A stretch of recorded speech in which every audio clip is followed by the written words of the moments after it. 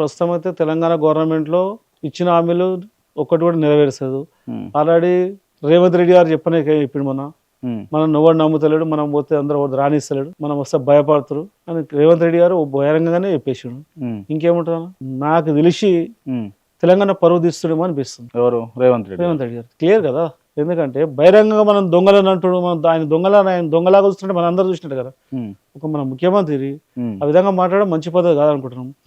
హామీలు ఇచ్చేటప్పుడు తెలవాలి నేను ఏం హామీలు ఇస్తున్నా, ఏమేమి హామీలు ఇస్తున్నా. అప్పుడు ఇచ్చి ఇప్పుడు నన్ను ఏం చేయమంటారు, నాకు ఇన్ని కోట్లే ఉన్నాయి, మీరు ఏం చెప్తా అది చేస్తా, రండి కూర్చోండి అంటే హామీ ఇస్తే అప్పుడు ఉండాలి కదా, తెలియదా?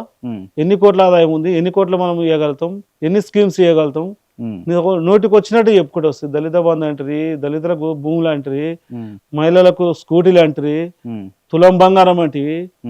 ఒక్కొక్కటి చెప్పుకుంటూ పోతే తెల్లారుతాను అంత శాటగా ఏది దొరుకుతా చెప్తే